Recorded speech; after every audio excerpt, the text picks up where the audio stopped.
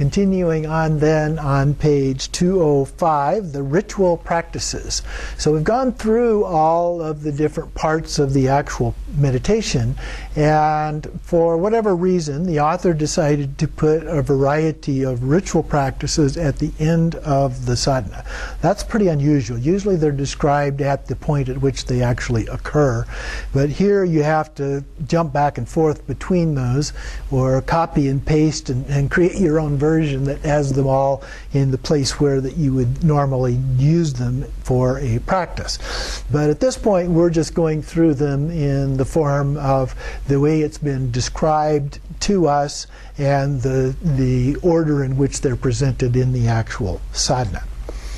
So the first ritual practice is she gives an overview of tantric ritual generally. The next portion of the sadhana deals with the ritual practices. These are chiefly rites of worship or praise. Oftentimes what she's describing are praises and offerings, but adapted for the context of deity yoga. A couple more lines down, this draws on the ancient shamanic or magical understanding of ritual, that X here produces Y there, a little bit like karma. About 3 or 4 lines down, while ritual is a mechanistic process, it does not simply operate on an external plane. There is mental intention too, and this is a means to generate various results. About 3 or 4 more lines in Yogacharya Madhyamaka. That's a philosophical school. Yogacharya is oftentimes associated with Chittamatra, which is the mind-only school, and it is similar, but it is also associated with Madhyamaka, which has some different points of view, and so it has similarities to the mind-only school, and is oftentimes people will use those two terms interchangeably, but because it is Madhyamaka, there are some distinctions that correspond to Madhyamaka that are not characteristic of the Chittamatra version of the mind-only school. So, in the Yogacharya Madhyamaka environment, such promises are made possible by the infinite possibilities of emptiness. Then they are no different from magical appearances, which are also empty and unreal.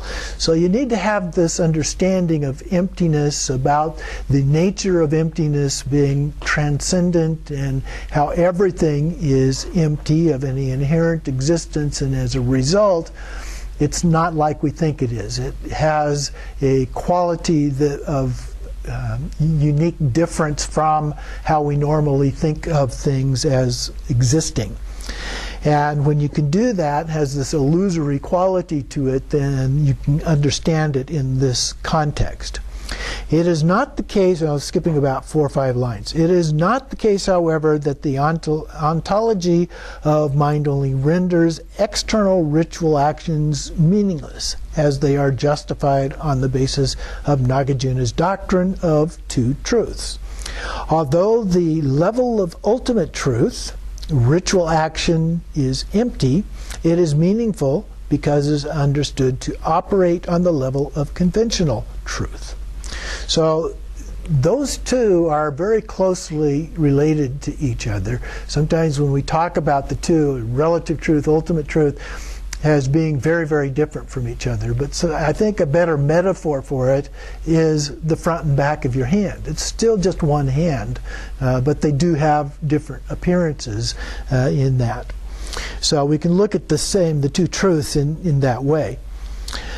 And then this is the basis upon which the yogin proceeds. The Buddhas say that with 108 offerings, oblations, uses the term oblations here, which we'll talk more about in a minute, are performed on the basis of understanding of the 2 truths. The fruit of universal or Buddhahood is attained.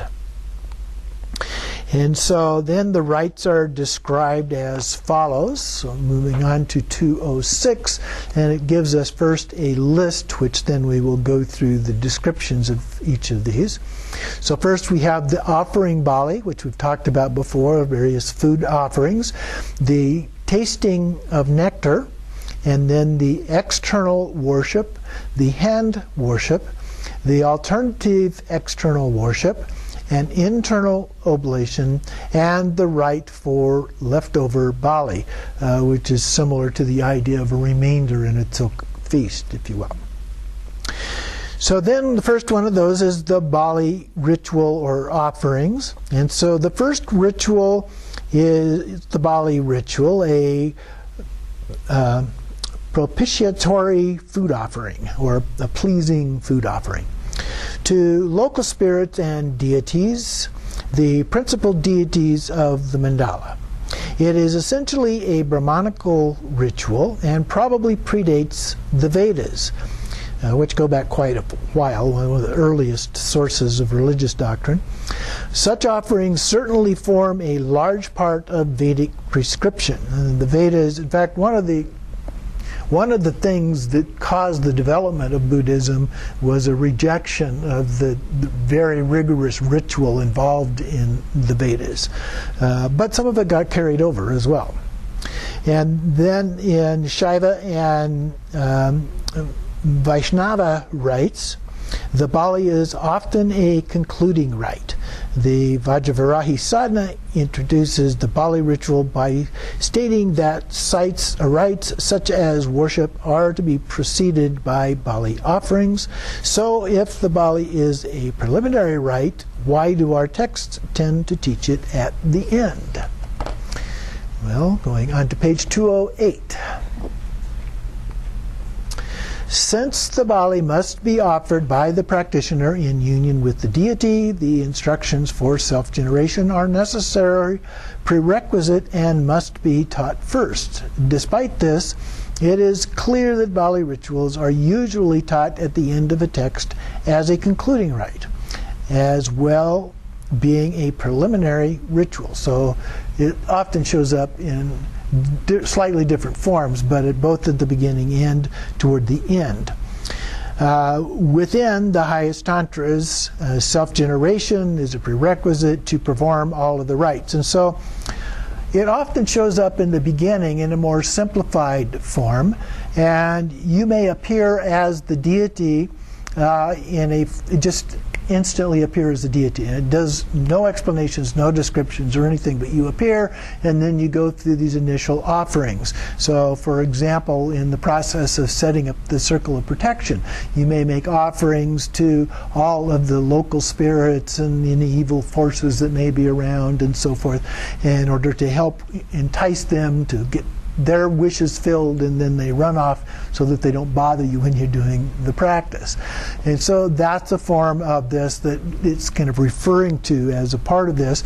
And then there are also offerings that are given when the deities are actually invited to come in and join you as well. Usually that is also done before the more detailed self-generation stage. And so we see that. But in the longer practices, we will see a tsok or ganachakra feast offering at the end, and that's usually, in fact, some of those from a ritual, the longer sadhanas from a ritual point of view, can be even longer than the actual sadhana itself, the practice prior to that part of it. So they can be very elaborate and quite long is a part of that, and so we have that as the end part of the ritual. So it can occur in both places, but it's usually fairly simplified when it occurs at the beginning. And so you may appear in order to do those initial things, and then all of a sudden you disappear, which I've seen in some sadhanas doesn't really mention you disappear, it just kind of infers that you do, because then you reappear a little bit later on in order to do the self-generation and so forth. Then we have the tasting nectar. As a preliminary part of the bali ritual, the Vajravarahi Sadhana teaches the rite of tasting nectar as part of the worship following the consecration of the newly fledged yogin deity. also prescribed in parallel sources, so a variety of sources use this. Our texts are incorporating an independent ritual of tasting nectar into the bali offering and using it to serve as a preliminary for that rite. So I'm not sure why she didn't mention that first. I suppose it's because it's in the text in this order, but this actually precedes the other one, and they're kind of joined together, but it's done first in order for the second one to happen here. So we'll skip down to the last paragraph, starting at the end of the third line. The rite of tasting nectar requires the yogin to generate an imaginary bowl in which he will visualize various substances transforming into the nectarized offering. Because the bali ritual also requires a bowl for food offering, the text then describes the generation of a second offering bowl. Then moving to 209, starting at the end of the fourth line. The tasting of nectar is itself a type of bali offering, particularly well suited to the bali offerings in that it describes an imaginary food offering resulting in great bliss, to be offered within the context of internalized meditative performance. A handy means of purifying offerings composed of transgressive substances and transforming them into nectar fit for the gods. And so it often describes what goes into these, and sometimes it's just described as nectar. Other times it talks about each of the different components that are added to that, the 5 meats, the 5 nectars, the 5 elements, and so forth, that are all combined together in this. In terms of the actual ritual, the most common way is to use red wine, symbolic of blood, and then some dutsi pills, which have various kinds of substances in them to be a substitute for the other things that are mentioned as a part of that. In the next paragraph, the first step of the rite of tasting nectar is the preparation of the hearth, whereupon the food offerings may be cooked, purified, and turned into nectar. First, raging flames are generated from wind and fire, represented by their symbols Yam and Ram. Above this, a hearth is often fashioned from 3 heads arranged like a base of a tripod. These are produced from the syllable Kam. On top of these rests a skull bowl generated from Ah. And so we have, as you've probably seen in various texts related to a Tok feast or Ganachakra, Ram, Yam, Kam is usually repeated 3 times as a part of that. And there's a picture here, fairly elaborate picture here, including a staff, a Katvanga type staff, inverted upside down. Then you have the skull, and you have symbolic images of flames, the 3 heads, and a tripod, and then a base that holds it into place. Here's a typical ritual form, a small version of a ritual form. And so on the bottom we have, oops.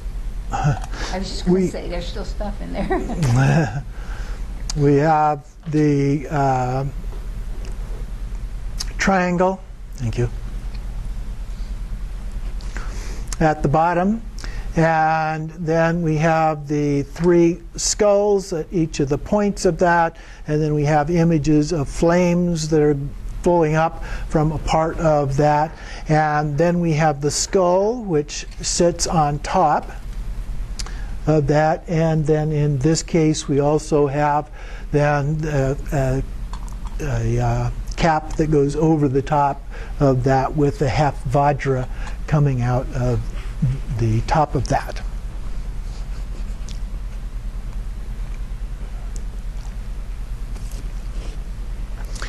Okay, so that is the image that we are working with here as a part of that.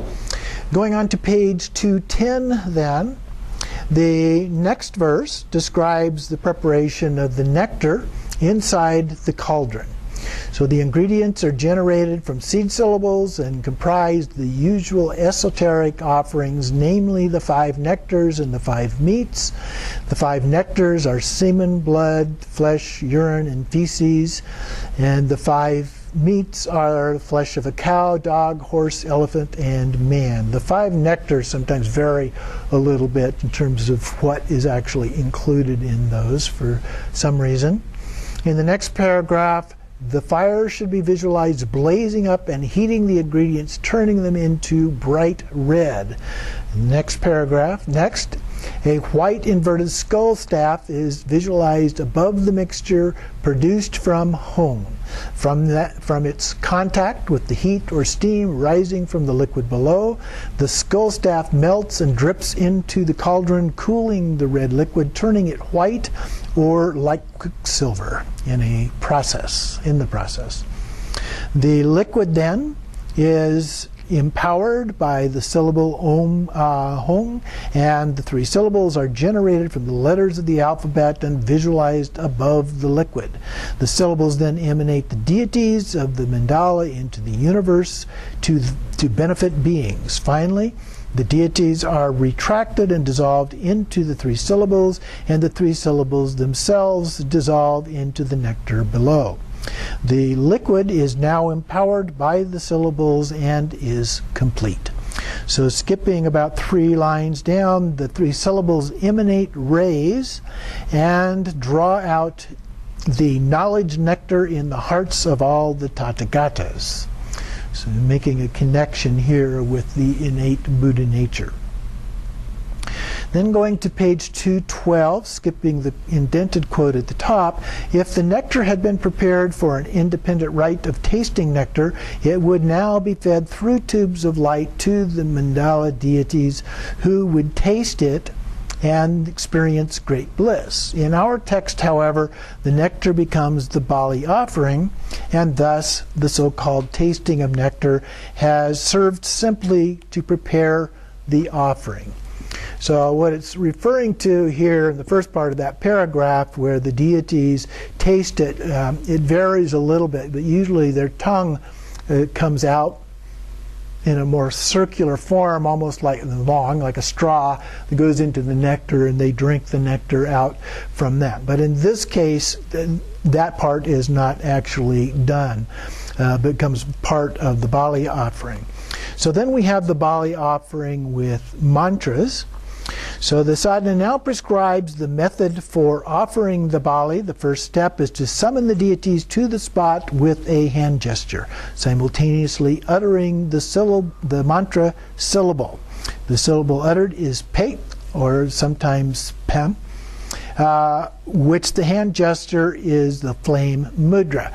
And so I believe we looked at this previously, but you can see the image of this where the typical form is the thumbs together, the index fingers together, the other ones spread out, and then the whole thing is rotated first counterclockwise 3 times. Sometimes then you do it additionally, then clockwise 3 times, and then counterclockwise again 3 times. But not all of them do that. Some of them don't specify, in which case you would just do the counterclockwise 3 times as a part of that. That's called the flame gesture or flaming gesture. So moving on then to the next page, to 12 at the top 3rd line. Place it at the center of the forehead and move it around several times. It doesn't give a specific number here, but customarily that would be 3 times or 3 sets of 3 times. And this then summons the deities. Next, the yogin should generate the imaginary skull bowl to serve nectar to the deities. And the next line, it begins with the preliminary worship of mantric contemplation of emptiness. So there may be emptiness mantra or mantras that are included there for that. Then comes the sequence of awakenings. The hands are cupped in the gesture of reverence, so at the heart. And these become the sun and moon discs generated from the vowels and consonants in parallel texts, as in the first awakening. So they're just not mentioned in this particular text. In between them, the seed syllable hong rises and is visualized transforming into a bowl of nectar. And then in the next paragraph, our text prescribes the utterance of a benedictory verse for the sake of obtaining the desired city. Then skipping the rest of that paragraph, which then goes into some other sources and other ways that it is done, our text next supplies 2 Bali mantras, with which to offer the nectar to the deities. The first mantra is for the site goddess and is recited only once. In the next paragraph, the next mantra is for the mandala leader plus the goddesses on the petals, and in the outer circle, the 13-fold mandala. This is to be repeated 5 times and is accompanied by a scriptural verse for the purpose of achieving siddhi. Then, the recipients of the final offering are the 10 protectors of the directions. The mantra is then uttered twice. Then, skipping the next long paragraph, as the protectors are offered the bali, they are imagined granting magical powers or siddhis to the yogin. And we looked at what some of these various siddhis are, but the main one, of course, is enlightenment.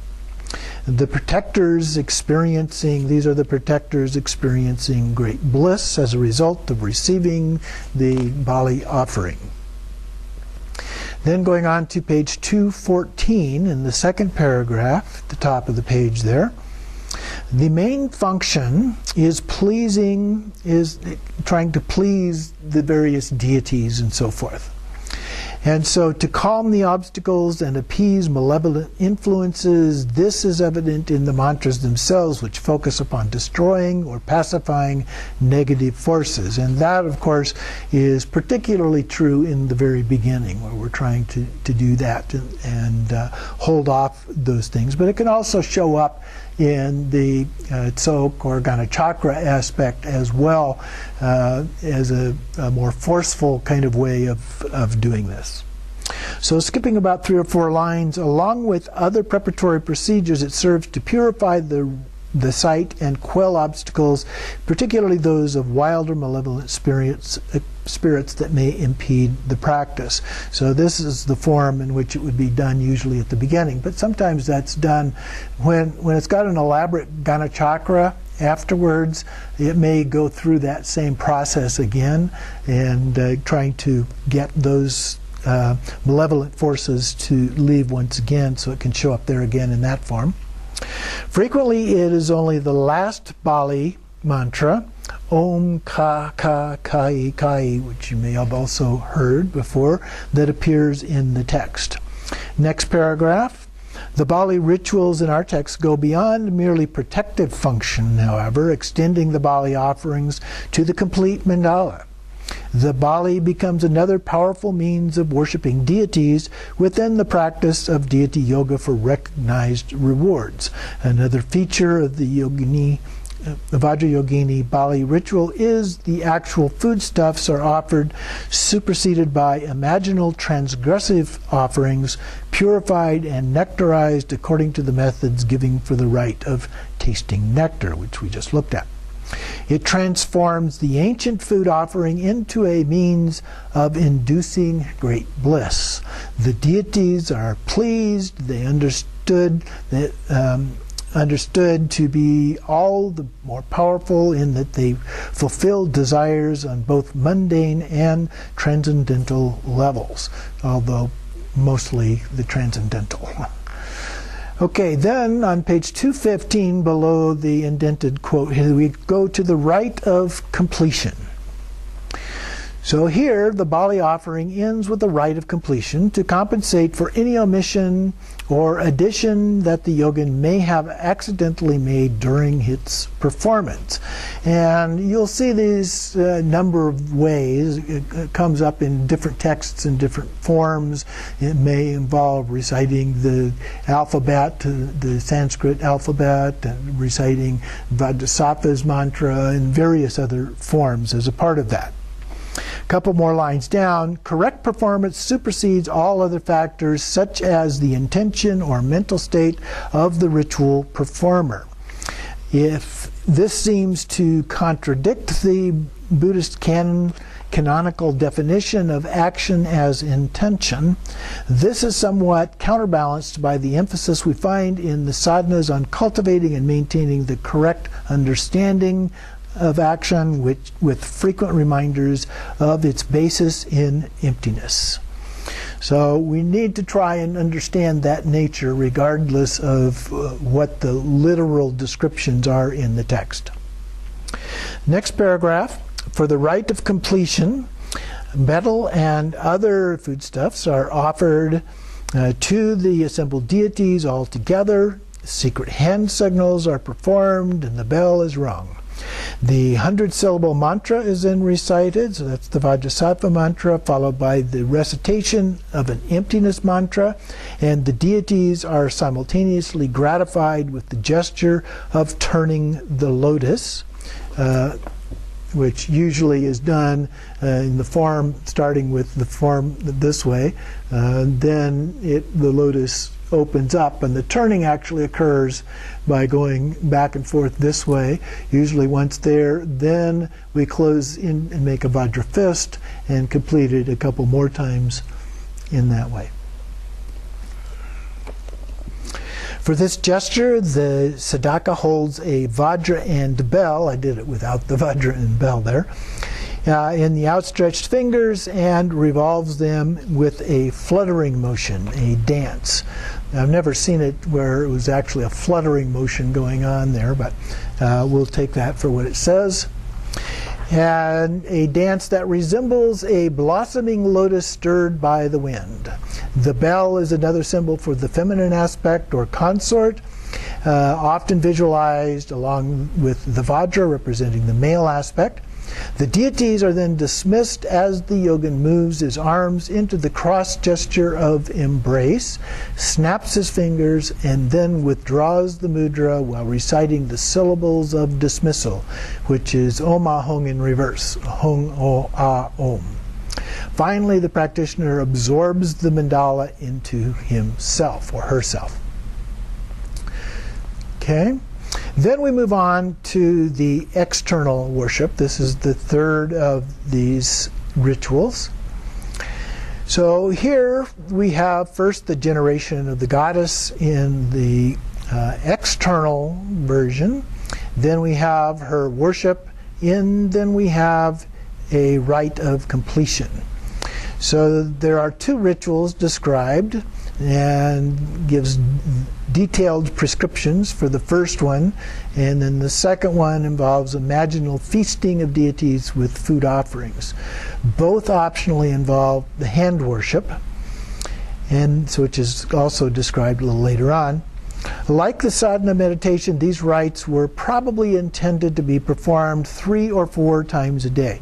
So it's very typical. This would be done primarily in retreat, where you would do these things, so maybe once early in the morning, then once later in the morning, and then once in the evening or in the afternoon and evening. So you'd have a total of 3 or 4. Or like we saw, I believe it was last week, where at specific times in quadrants of the day, even going through and doing one at midnight. Like the sadhana meditation, these rites were probably intended to be performed 3 or 4 times a day. The self-generation is necessary preliminary by the yogin in union with the goddess. However, the practitioner may also undertake the rites independently from the self-generation meditation. The passage begins with prescriptions to rise early and purify the place. With appropriate mantras, the yogin also visualizes a circle of protection that imaginally constitutes the ground in front of the yogin as the Vajra ground. Next, the mandala diagram is drawn into the Vajra ground, a triangle containing a circle which represents the lotus within the Dharmadaya. So the triangle is inverted there.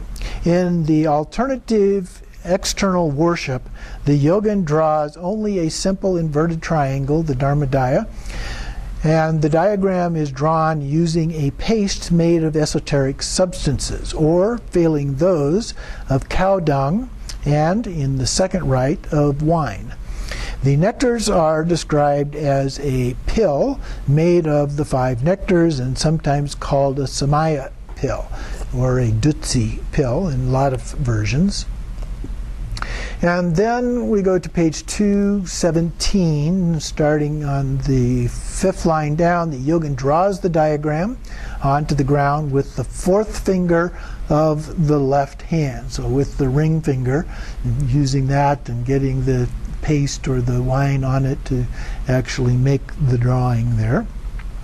Next paragraph, within the drawn Dharmadaya, the yogin then generates the pledge form of the Vajravarahi, you as the deity, the self-generated form, from her seed syllable Bam, which is issued from his heart, and the knowledge form is drawn into the pledge form with rays in the usual way.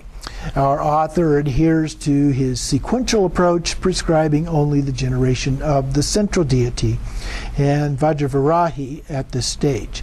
And then the fuller mandala may be inferred. So we don't necessarily draw out the entire mandala in this stage. And we also could just be doing the stage 1 form, in which you don't need to have the complete mandala as a part of that. Then we continue on the next paragraph. The stage is now set for worship itself. Next line, it begins with traditional offerings visualized billowing from the sadhaka's heart, so your heart. Next, he or she makes an actual external offering from his or her left hand of a flower, which has been ritually purified, perhaps with mantras. The kind of standard mantra for doing purifications like this is Om Ahong, although there are others that are also used specifically for that. Next, the usual mantras for the central goddess are uttered along with the 8-part mantra for praise, and this closes with the final offering mantra to the 8 protectors, this times with their names included. Next, the yogin offers a flower to the deities that he has visualized on his hand. This is a slightly ambiguous reference to the hand worship, which is below. We'll see that in a minute. The practice at the very bottom of the page, the practice is described in the Vajravarahi Sadhana, ends with the absorption of the deities on the yogin's left hand into himself, which points to the hand worship, which is the next one here. The next paragraph continues the worship of the mandala with mantras and verses of praise and concludes with the bodhisattva preparations. So the next one then is the worship on the hand, and this one gets a little bit complicated here. So the hand worship is to be inserted into the rite of external worship as just described. The hand worship begins by stating that the mantran is in union with his or her chosen deity, in this case Vajravarahi, visualizing her within the festive circle of the assembly, and so on. The gathering of an actual Gana chakra included in tantric feast with alcohol substances such as soma were drunk, delectable foods eaten, and sexual yogic rites of the consorts performed.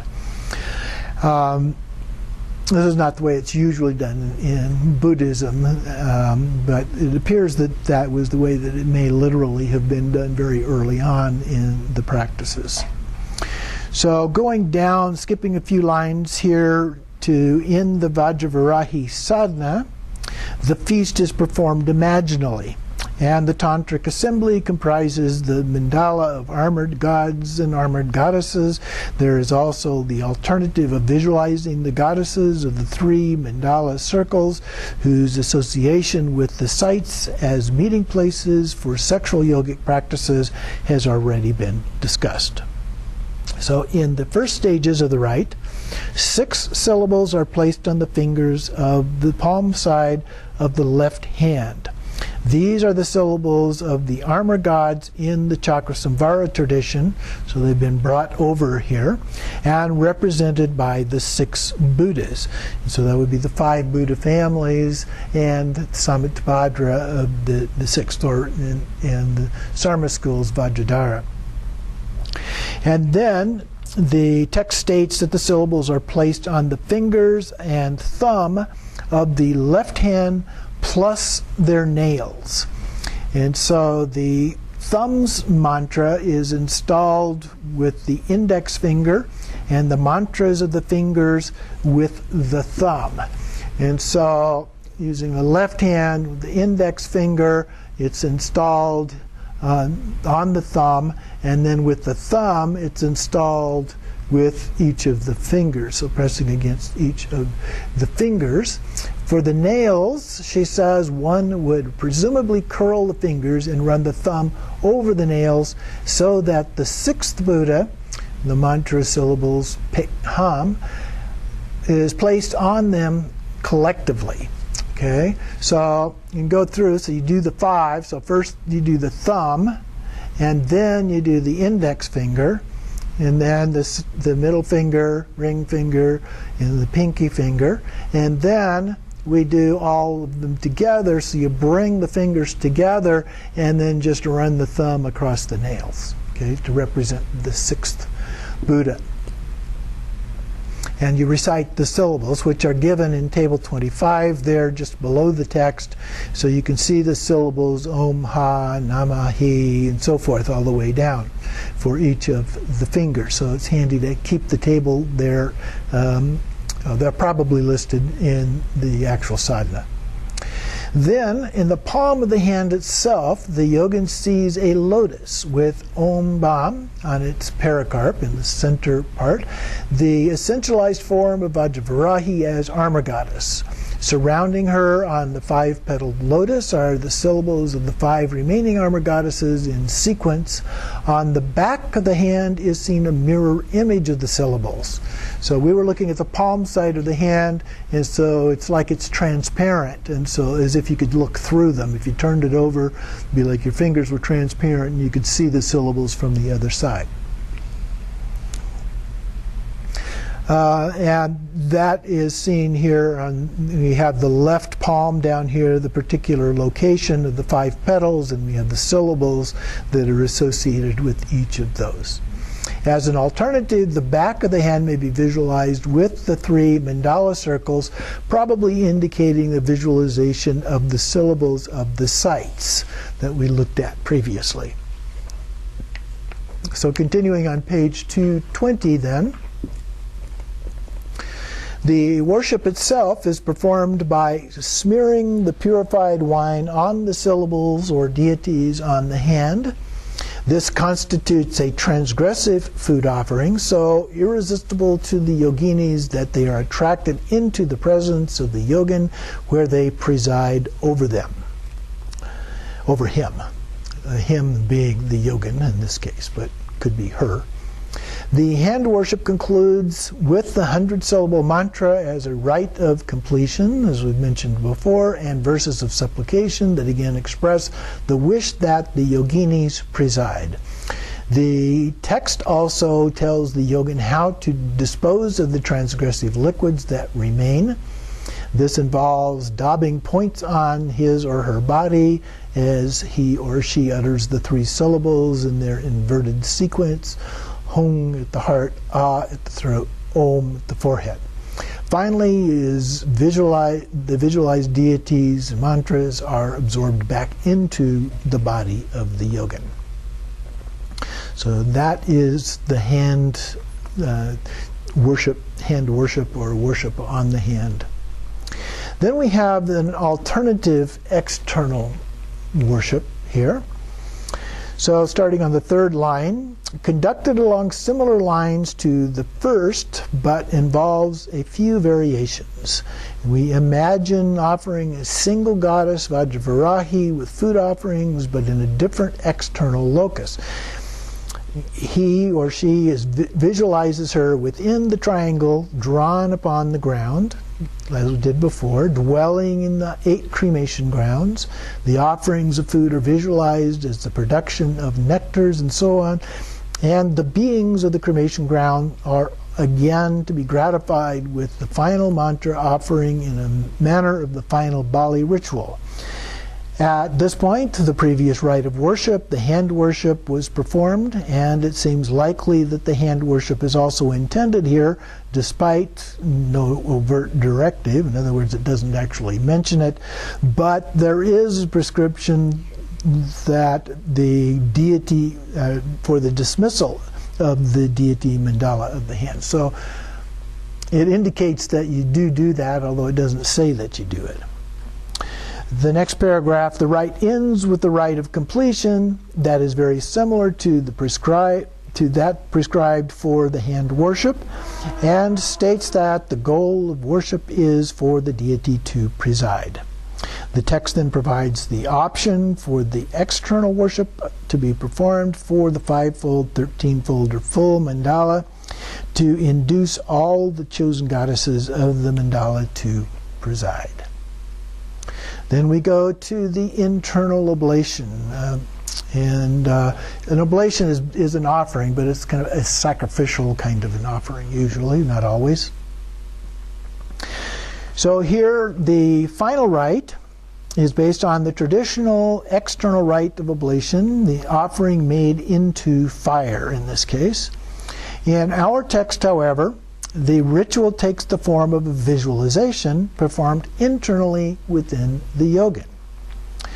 Skipping a couple lines, the text describes how the mantran in union with his deity creates a fire pit within which he lights a fire, both by kindling wood and through mentally drawing the supreme fire of knowledge or wisdom of the conquerors.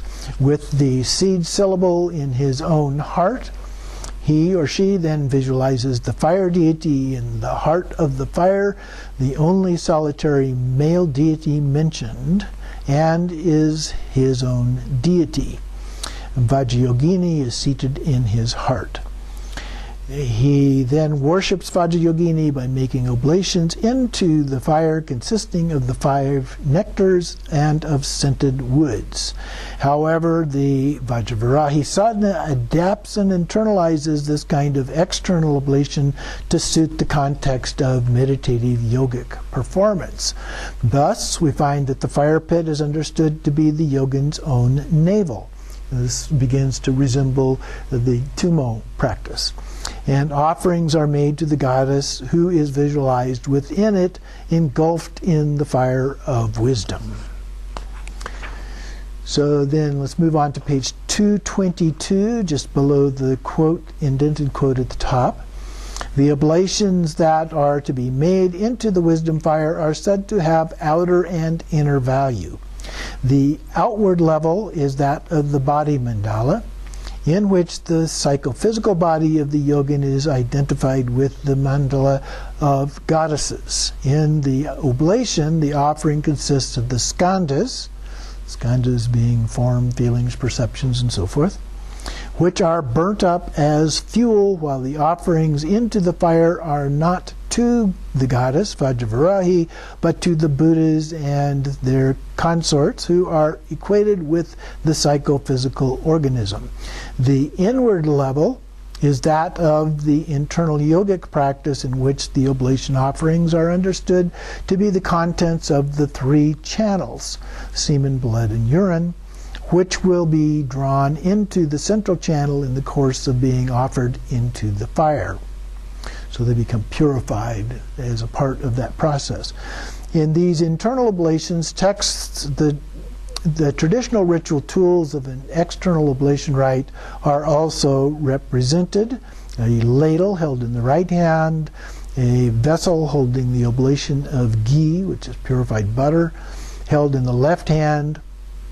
And then in the internal oblation, the ladle and vessel are understood to be 2 lateral channels. The rasana on the right is the ladle, and the lalana on the left is the oblation vessel. So all of these are being just visualized internally in terms of the channels at this point. Then skipping to the next paragraph, The ritual prescriptions of Vajravarahi Sadhana close with a rite that is concerned with an offering of bali made of actual foodstuffs. So this would be like a silk offering that might be done at the end of an empowerment or sometimes in other practices. And the bali is offered as a deity of leftovers. With the offering of the leftover bali, the yogin induces him to preside.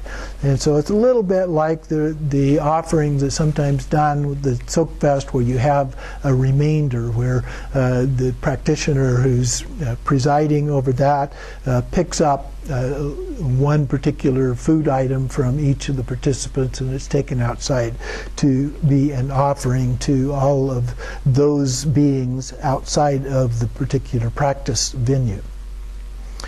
So then we finally come to the concluding verses. The remaining verses append a detailed account of the nature of the 8 cremation grounds, and so it just goes into that detail, which is not described here in the text. It concludes with the dedication of merit and colophon, which is a very common way of ending. So that concludes our study of the text. So next time we will begin the process of going through the actual sadhana. So now that we've read through and described the actual practices of the sadhana, we should be somewhat familiar with that. So as we actually read through the sadhana itself, then we will have a better understanding of what it is that is being described there, even though it doesn't always have that level of detail.